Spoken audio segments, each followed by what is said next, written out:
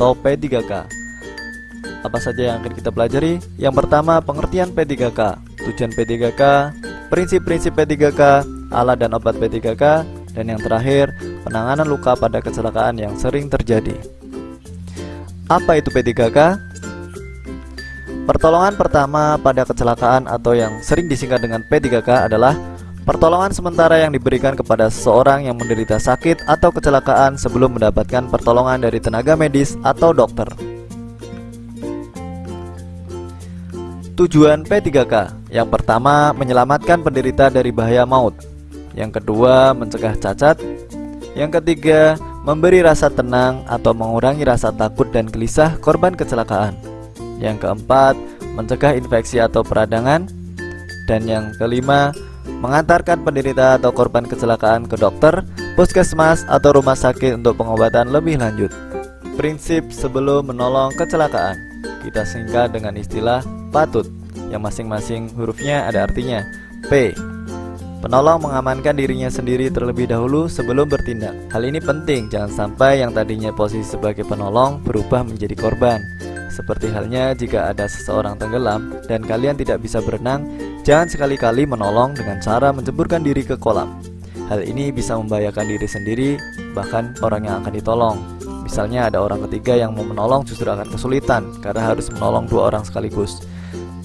Salah satu dari sekian banyak alternatif yang bisa dilakukan jika menemui situasi tersebut adalah memberikan tali atau pelampung untuk diraihkan si korban sambil meminta tolong dengan orang sekitar. A. Amankan korban dari gangguan sekitar tempat kejadian sehingga bebas dari bahaya. Misalkan setelah menolong orang tenggelam, usahakan penanganan korban jangan terlalu dekat dengan arus yang dapat menyeret korban kembali ke air. Contoh situasi lain, misalnya menolong korban gempa bumi. Segera pindahkan korban keluar dari gedung karena bisa saja gempa susulan datang dan dapat membahayakan korban dan penolong sekaligus. T. Tandai tempat kejadian sehingga orang lain tahu bahwa ada kecelakaan atau bahaya. Misalnya kalian mendapati orang kecelakaan di jalan raya. Setelah pastikan diri kalian aman, maka pertama yang bisa kalian lakukan adalah mengatur lalu lintas yang ada di sekitar. Jangan sampai korban terlindas oleh kendaraan lain. U. Usahakan segera menghubungi ambulan, dokter, rumah sakit, atau polisi. Tapi lihat tingkat keseriusan lukanya dulu. Jika dirasa luka serius dan tindakan dokter sangat diperlukan secepat mungkin, maka hubungi dokter adalah hal yang harus dilakukan. Tapi jika hanya luka ringan, maka hal ini tidak perlu dilakukan. T. Tindakan pertolongan P3K berpedoman pada urutan penanganan yang paling tepat. Untuk cara-cara penanganannya kita pelajari pada akhir materi ya. Prinsip-prinsip P3K. Yang pertama, bersikap tenang dan tidak panik. Panik akan membuat seseorang tidak bisa berpikir secara jernih. Resiko kesalahan dalam tindakan akan lebih tinggi. Yang kedua, berikan pertolongan dengan cara yang cepat dan tepat. Karena lambatnya penanganan bisa berakibat fatal terhadap korban, seperti kehabisan darah pada kasus korban pendarahan hebat atau tersengat listrik. Ketiga, sebelum mengetahui berat ringannya cedera, jangan cepat-cepat memindahkan korban. Sebagai contoh, apabila korban mengalami patah tulang, maka teknik pemindahannya harus hati-hati. Yang keempat, jika ada luka, usahakan agar korban tidak melihatnya, sebab dapat membuat korban menjadi panik. Panik pada korban bisa berakibat pada sulitnya penanganan P3K. Mengingat kembali, tujuan P3K adalah salah satunya memberi rasa tenang atau mengurangi rasa takut pada korban. Yang kelima, setelah mendapat pertolongan pertama, segera dibawa ke dokter, rumah sakit, atau puskesmas untuk penanganan selanjutnya. Perlu diingat bahwa P3K adalah pertolongan sementara. Untuk penanganan yang lebih lanjut tetap dilakukan oleh dokter dan tenaga medis sebagai ahlinya. Alat P3K. Yang pertama, kasa steril. Sejenis kain tipis dan lembut digunakan untuk pembalut luka. Plester digunakan untuk merekatkan kasa penutup agar tidak lepas. Plester obat atau plester yang mengandung obat digunakan untuk menutup luka kecil yang telah dibersihkan. Misalkan teriris atau tersayat benda tajam. Kapas. Kapas digunakan untuk membersihkan luka atau mengoleskan obat. Gunting digunakan untuk memotong perban atau kasa, juga bisa digunakan untuk memotong kain atau material lain untuk perawatan. Senter digunakan untuk melihat luka tertentu agar lebih jelas. Misalnya suatu benda yang masuk ke telinga atau benda kecil yang masuk di dalam luka. Obat P3K, obat pencuci luka seperti Rivanol, alkohol 70%, Burwater. Kegunaannya mempercepat penyembuhan pada luka yang ringan, seperti tersayat benda tajam dan menghindarkan luka dari kotoran agar tidak infeksi. Caranya, bersihkan luka dengan obat pencuci luka agar bersih dan steril. Kemudian oleskan obat pada luka. Obat luka ringan. Ada betadin, obat merah atau merkurokrom. Kegunaannya mempercepat penyembuhan pada luka yang ringan, seperti tersayat benda tajam, dan menghindarkan luka dari kotoran agar tidak infeksi. Cara penggunaannya, bersihkan luka dengan obat pencuci luka atau air terlebih dahulu, kemudian oleskan obat pada luka. Obat luka bakar seperti bioplasenton, sulfadiazin, atau obat tradisional lidah buaya. Kegunaannya mempercepat penyembuhan pada luka bakar. Cara penggunaannya, setelah luka dibersihkan dan steril, kemudian oleskan obat luka bakar pada luka, atau menggunakan obat tradisional lidah buaya. Potong pangkal daun lidah buaya, biarkan sampai lendir keluar. Oleskan lendir lidah buaya pada bagian yang sakit hingga merata. Lakukan sesering mungkin. Penanganan luka pada kecelakaan yang sering terjadi. Untuk materi penanganan luka pada kecelakaan yang sering terjadi, tunggu di next video ya. Sekian dulu videonya. Silahkan share ke teman kalian. Assalamualaikum warahmatullahi wabarakatuh, dan sampai ketemu lagi. Assalamualaikum warahmatullahi wabarakatuh. Salam sejahtera untuk kita semua. Channel Penjasarkes Indonesia kali ini akan membahas materi PJOK kelas 9 tentang pertolongan pertama pada kecelakaan part kedua. Setelah video sebelumnya kita belajar tentang pengertian P3K, tujuan P3K, prinsip-prinsip P3K, alat dan obat P3K. Kali ini kita akan membahas mengenai penanganan gangguan kesehatan yang sering terjadi. Adapun gangguan kesehatan yang akan dibahas di video ini adalah pertama, pendarahan, luka, pingsan, dan tersengat listrik. Pendarahan.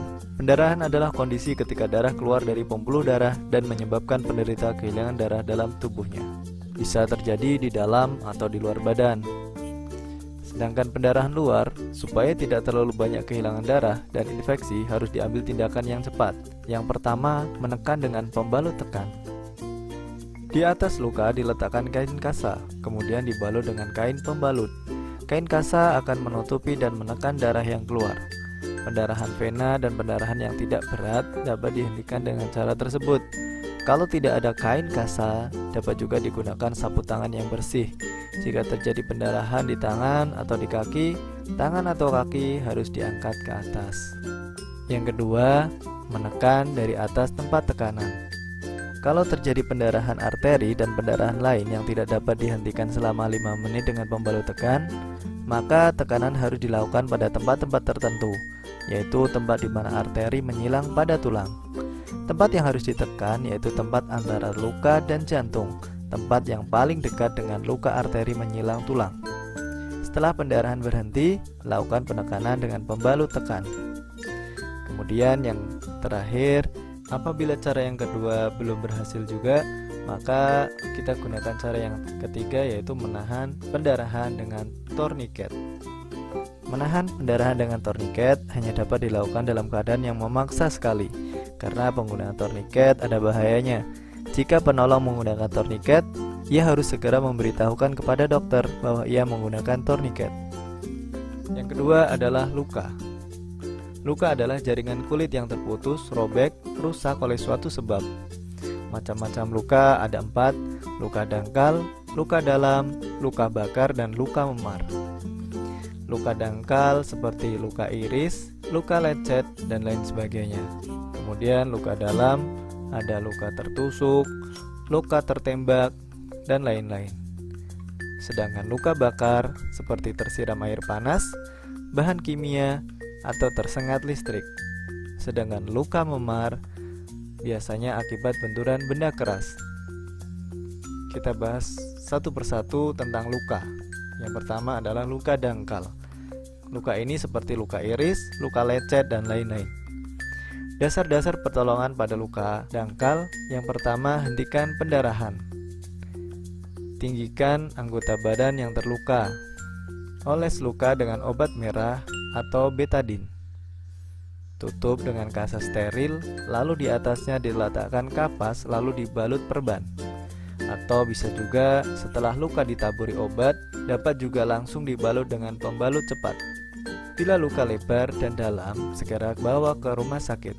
Gunakan obat tradisional yang ada di sekeliling kita. Jenis luka yang kedua adalah luka dalam, seperti luka tusuk, luka tembak, dan lain-lain. Dasar-dasar pertolongan pada luka dalam. Yang pertama, bagian anggota badan yang berdarah ditinggikan. Kedua, tekan pembuluh darah nadi dengan pembalut penekan, seperti kaca steril atau kain bersih di dekat tempat pendarahan. Yang ketiga, bawa ke puskesmas atau rumah sakit. Luka bakar. Luka ini seperti tersiram air panas, bahan kimia, dan lain-lain.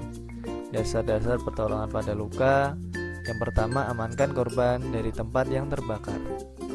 Yang kedua, tutup luka dengan kaca steril dan diikat. Jangan terlalu kencang. Beri obat pereda nyeri dan salep. Jika korban sadar, beri minum yang banyak. Luka bakar biasanya dibarengi dengan hilangnya cairan dalam tubuh korban. Makanya dalam P3K perlu tindakan memberi air minum agar tidak dehidrasi. Jika kedinginan, beri selimut. Bawa ke rumah sakit atau puskesmas untuk penanganan lebih lanjut. Luka yang ketiga adalah jenis luka memar. Biasanya terkena benturan benda keras. Dasar-dasar pertolongannya, yang pertama, bersihkan bagian luka, bisa dengan air atau obat pembersih luka. Cara membersihkannya dengan pelan-pelan ya, untuk meminimalisir rasa sakit. Kedua, kompres luka dengan air dingin. Pada dasarnya luka memar akan dibarengi dengan pendarahan dalam. Kompres ini bertujuan agar mempersempit pembuluh darah yang mengalirkan darah ke bagian luka, sehingga jika darah yang mengalir sedikit, diharapkan akan meminimalisir pembengkakan pada luka. Yang ketiga, biarkan luka sembuh dengan sendirinya. Jika sakit dan memar tidak hilang, bawa ke puskesmas atau rumah sakit. Gangguan kesehatan yang ketiga yaitu pingsan atau kehilangan kesadaran sementara secara tiba-tiba. Sebab-sebabnya gangguan saraf vagus, tekanan darah berubah tiba-tiba, anemia, dehidrasi, ataupun shock. Dasar-dasar penanganan pingsan yang pertama, dibawa ke tempat yang teduh dan aman, jangan dikerumuni. Tidurkan kepala lebih rendah dari badan, lalu kepala dimiringkan. Baju atau celana dilonggarkan. Bila penderita muntah, letakkan kepalanya dalam keadaan miring agar muntahnya tidak masuk ke paru-paru. Hidung diberi bau-bauan yang merangsang. Setelah sadar, diberi minuman yang hangat, bisa juga manis. Namun hati-hati juga apabila mendapati korban yang justru tidak boleh minum minuman manis. Bila belum sadar juga, segera dibawa ke puskesmas atau rumah sakit. Pingsan dapat dicegah. Yang pertama, sebelum upacara bendera atau kegiatan fisik, sarapan dulu. Jika teman mau pingsan, segera dudukkan dan minta ia meletakkan kepala di antara lutut dan tarik nafas panjang. Gangguan kesehatan yang terakhir adalah tersengat listrik. Cara penanganannya yang pertama, segera matikan aliran listrik terdekat atau dari gardu utama. Jangan memegang atau menarik korban yang masih tersengat tanpa menggunakan pelindung listrik. Yang ketiga, pisahkan penderita dengan menggunakan kayu, sapu, atau barang-barang yang tidak mengalirkan listrik. Gunakan alas kaki ketika menolong. Hindari air atau benda basah atau bersentuhan dengan dinding atau lantai. Panggil segera pertolongan dan bawa korban ke puskesmas atau rumah sakit terdekat. Berikut adalah contoh soal materi P3K. Untuk pembahasannya, kita tunggu di next video ya.